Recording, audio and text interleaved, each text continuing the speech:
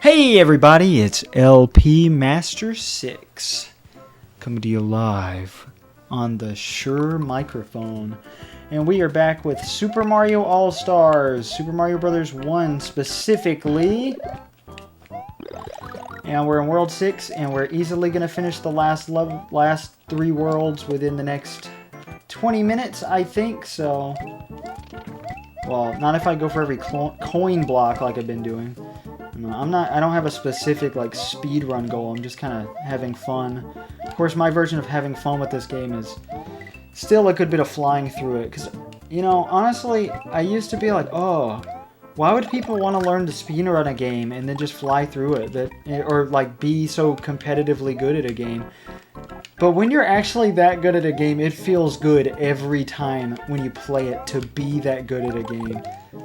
And I'm not even that good at this game. That's just how it feels to be good enough. I think Super Mario is one of the very few series I'm legitimately good at. And I say Super Mario as in the main games. I'm not good at a lot of the other ones. But I'm just having fun. That is what is important. I try to keep it similar to back like old school Let's Plays that I like to watch. That's why I refused to get fancy equipment for such a long time, because I wanted to prove that you could make do with just a Dazzle capture card, but honestly, you know, I had to upgrade. The old stuff was just not cutting it. But I almost, after I was having so many problems, and I ended up buying this $225 microphone, I was really frustrated. So I noticed, you guys might notice, if you're eagle-eared, that there is a awful buzzing sound. There's an awful buzzing sound in this video. In every video I record on a non-HDMI system, there's going to be awful buzzing because of an electrical grounding issue that I can't fix. Like, I have no idea how to fix that. But I've done many tests and sent the videos to multiple people and had my wife listen, and she's really, like, the TV sound bothers her. And I made sure the recording didn't have any high-pitched frequencies to bother her whatsoever. You can't even hear them unless you turn your volume way up. And in that case, you're not going to be hearing that for much longer because you're going to damage your hearing. And you know, that doesn't come back. You're going to have to get hearing aids one of these days. I damage my hearing blaring my music in my ears too loudly. Like,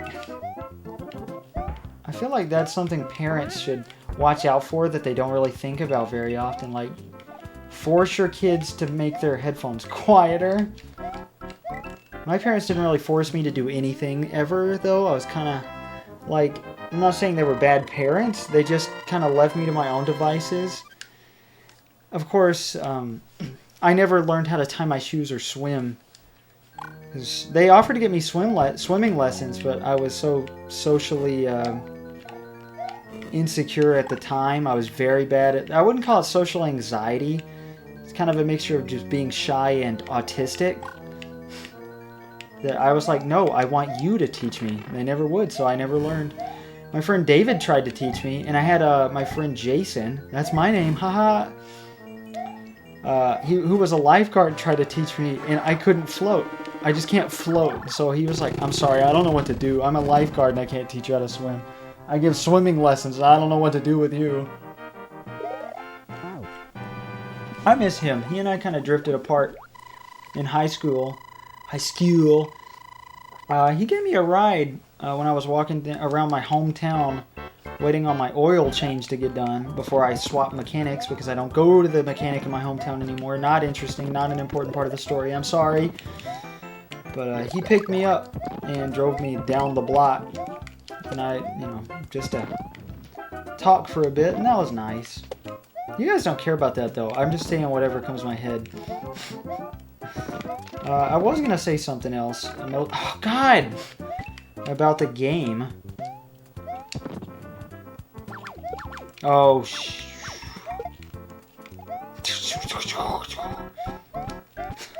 This is where it goes downhill on World 7.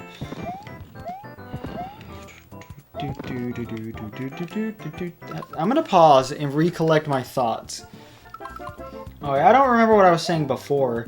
Oh, now I have to edit the video. Now that they're mixed together, the video and the audio, thanks to OBS, which solved all my problems. So thank you to the people who programmed this beautiful free recording software, the best of all time.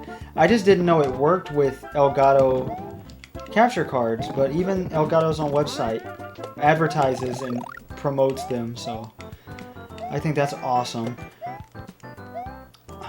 But now I gotta cut out that little silence earlier, and that's what I'm bitching about. Not that that's interesting or important. I was gonna talk about my first memories playing this game. Now, I've mentioned in my Super Mario World videos that Super Mario World was the first game I ever played, but that's only technically true. I also said the N-word in those videos. Oops. I don't remember what I was... just another disclaimer. In case anybody finds... Okay, I'd like to give a disclaimer. Now that I have good equipment and I want to make my videos good... Like, my logo and old intro, in case you ever saw that, those are cringy and, like, unfinished on purpose. Like, but then I took the irony of trying to be like a cringy YouTuber too far, and, you know, it wasn't even that funny in the first place. Just comedy has always been a weird thing for me and my group of friends. Like, we will sit around watching Zootopia, like, we watched this guy react to the full movie of Zootopia like 6 times, and he's most of the screen. Zootopia is a tiny amount of the screen. And the stuff we do, ironically, unironically, it melds together. It doesn't matter anymore. When I listen to music I used to listen to ironically, I don't know anymore. And I've gotten to the point where it doesn't matter. If I'm doing it and I like doing it, at least a little bit, to where I don't want to stop doing it, why does it matter? Of course, that does not go for things like drugs or unprotected sex. Just because you like doing that, you gotta think about your health too. But listening to Kelly Clarkson's Since You've Been Gone and various Avril Lavigne songs like Skater Boy that I laugh at because they're too edgy, that's not... I mean, I guess it could be bad for your health. I'm getting off track. I also wanted to make the disclaimer of I am not a racist. I said the N-word for shock value, which used to be really funny to me. Now I'm boring and old. In an old take of this, I was talking about how, oh, I've been playing DS games, and now that I have my new computer that I can play anything in the world on, I was playing GBA ROMs of Sims spin-offs, and I've been rewatching The Office's DVD commentaries. Uh-oh. Yeah, I did it. There you go. There's the sound. I can't do it. Just 2 bass hits. Okay, well... I forgot I was a maze. I just instinctively went up. So, bottom, middle, top. Top. This one I love. I love how tricky this one is. Middle. Top, middle, top. And we made it. If you remember in my old video, like every other time I did this game, when I would never have it memorized ever. Classic. And this is the final false Bowser, a Hammer Brother. And we got the final mushroom retainers. Super Mario Wiki points out, why did the toads get out themselves? How? Just because I beat Bowser, they can free themselves from the sack? And also, what the hell is that? The 7 miniature toy soldier toads? I love when Nintendo just does whatever they want because they can.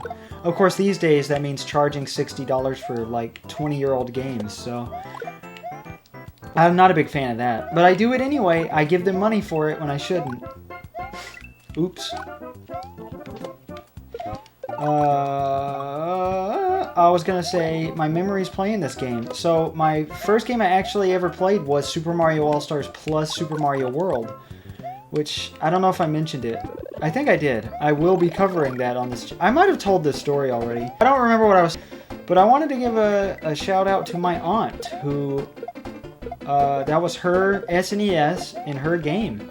And she also let me play her Nintendo 64 anytime I was over at my grandma's house. And she and her husband showed me The Sims. And they showed my sisters the Nintendo 64 and The Sims, and that got me into that. as a kid. She also showed me Zelda, which I couldn't get into. I also didn't get into Sims for years. For some reason, I thought it looked stupid until I was like 8. No, it was like, I was probably 9. Either way, and she showed me the GameCube. She made me hyped for every new system until she died in 2009. And I took her for granted completely.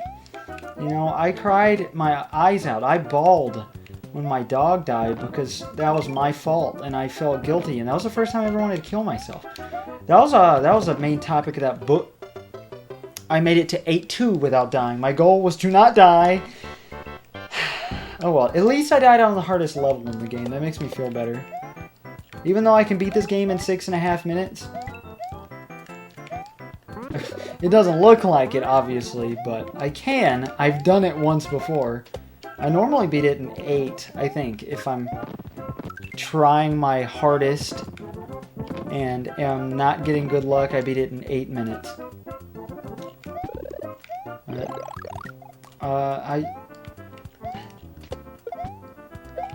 My aunt, when she died, I didn't think about it until years later, just a few years ago, how all of that was thanks to her.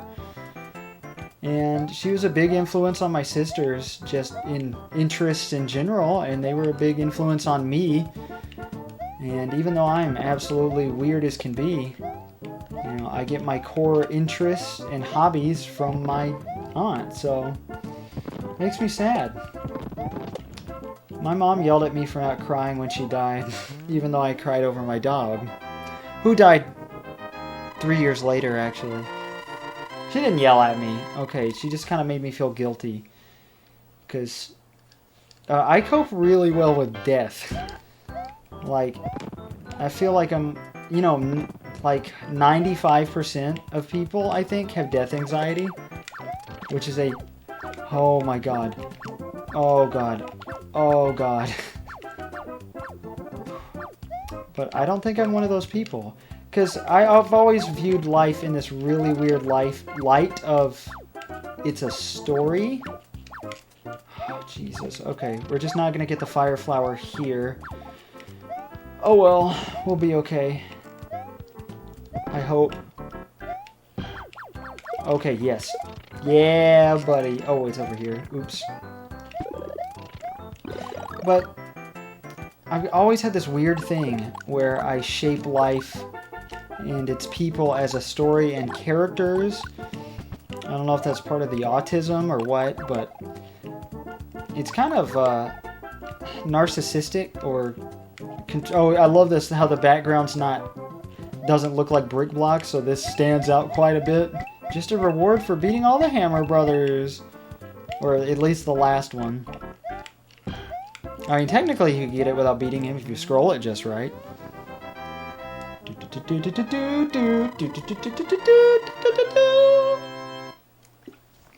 Oh, and I love that background for the outside of Bowser's castle. Now you're in Bowser's castle, and there's thunder and lightning to differentiate it from the other castles. And so nice. I love the atmosphere of this so much. And the gray Goombas. One thing that I don't like, though, I don't like how the bloopers are pink. It wouldn't bother me so much if they didn't keep them pink in the series. They're all white now. Honestly, I think the pink would have looked cooler. But, now they've been around for decades, and so they're iconic. Oh, yeah, and back in this time, they were still called bloopers.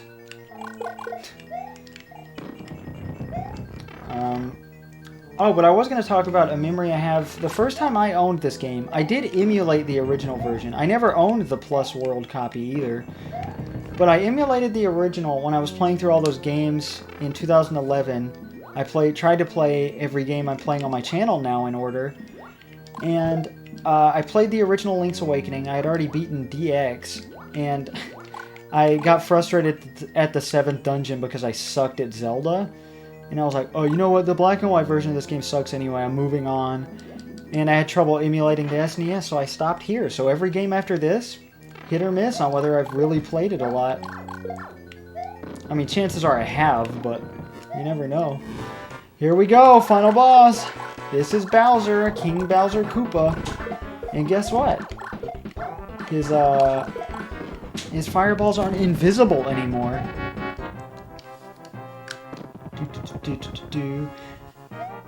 If you don't have a super mushroom right now, as soon as the time stops counting down, one will fall so it doesn't look awkward when she hugs and kisses Mario. Fun fact, in the original, or in a previous version of the game, they were going to have the original text for both SMB1 and the Lost Levels, but they decided to change the text. And another really, here's a good fan theory. Not theory, but something I've noticed probably nobody else has. So people make jokes about Super Mario Land, like, haha, Mario's cheating on Daisy, or cheating on Peach with Daisy. But at the time of Mario Land's release, there had been 0 romantic implications between Mario and Peach. There isn't one until this moment, even though there are romantic implications between him and Daisy. However, this is a remake, and this could be considered canon over Mario 1, which I consider it to be just because it's, you know, it's more of realizing their original vision, I guess. That's a weird way to put it, but I just remember, do you remember all those YouTube videos back in the day of she's sucking his dick instead, like they move her sprite down and he gets like big eyes or something? Classic comedy. I guess I can get off of this screen. Since I'm not going to show hard mode for the multiplayer, I'm going to go ahead and do one level of hard mode. In case you don't remember, all Goombas are replaced with Buzzy Beetles. And sorry I didn't explain anything about this game like I normally do. I know that's what a lot of people like. But this is Mario 1. You've seen it. So I'm going to treat it like you've seen Mario 1. Even though I over-explained Mario 1 originally, and that was kind of the joke, but kind of not a joke, just because I felt like I had to do it. But oh, and the lift platforms that are bigger are going to be smaller, and any block that can have a fire bar, except I think in World 1.4, will have a fire bar. And the enemies all move faster. So there you have it. Next time we'll be doing the multiplayer. Oh, I was going to mention another anecdote, but I guess I can mention that another time. Because the first time I owned this was Super Mario All-Stars Limited Edition on the Wii. That's what I was going to say. But now I own it several times over thanks to the Switch. So everybody, I love you guys. Here's what it looks like to save and quit. Also, neat fact, the title screen is supposed to be like an awards show, because they're presenting some of the most critically acclaimed games of all time. But I'll also show you there's a level select. Dude, I beat this game like 5 times all the way through, and just in practice takes. Just thought I'd brag. But of course I did that for the Lost Levels every day. You saw my save file with like 10 stars on it, so whatever. We'll see you next time with my good old buddy Cole for the multiplayer of Super Mario Bros. 1. It's been LP Master 6.